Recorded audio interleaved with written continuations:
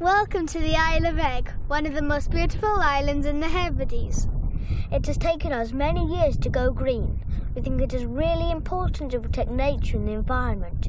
We also wanted to help stop climate change and cut our carbon footprint, which means the fossil fuels we used.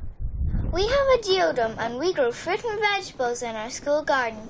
We are also a forest school and are planning to build a bike shed because lots of us are cycling to school. We want to be the first of 1,000 green islands, and we're happy to share our story with you. Here to tell us how the Big Green Challenge started is Tasha, who's been involved from the beginning. What was life like on Eigg before the community buyout, Tasha? It's very different from today. There was one man that owned the island, so back then we had to live by having generators for each household to be able to have enough power for your lights and television. These were run by diesel, which are very smelly and noisy and dirty and very bad for the environment. How did the community buyout change things for people living here on Eigg? It changed everything really. It brought everybody together and made them very strong and a vibrant community to live in. Since the buyout, it has encouraged a lot of young folk to come back to live here. And how is the community taking action to stop climate change by cutting its carbon dioxide emissions? We've looked into many different topics and aspects of it to be able to encourage everybody in the community to get involved. And we've looked at solar panels, insulation in homes. We're looking at growing more local food, so there's been a lot more polytunnels popping up over the last year.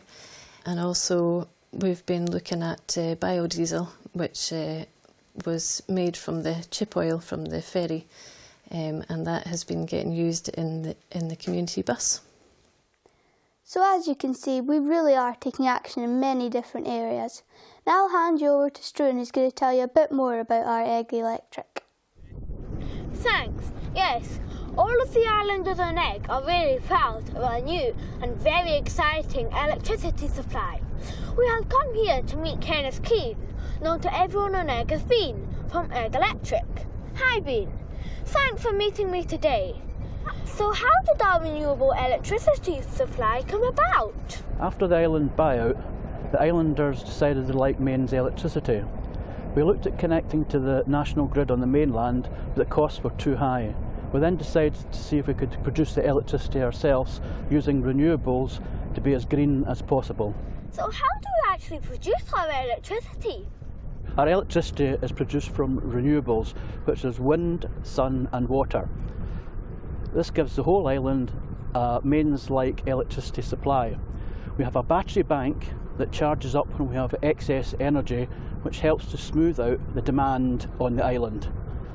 We have a traffic light system which tells people on the island how much energy we have at any one time, and a red light indicates to people that we're short of power, and it tells the islanders to use less power. Each house has a 5 kilowatt limit, which means if they use more than 5 kilowatts, their system will trip out.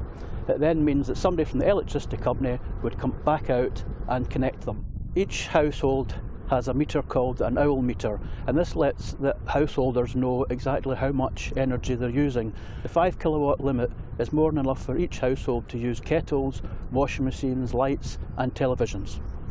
We live on an island, but everyone can think of their local area as an island. Such as a high-rise building or housing estate. Even your neighbourhood can all be thought of as islands.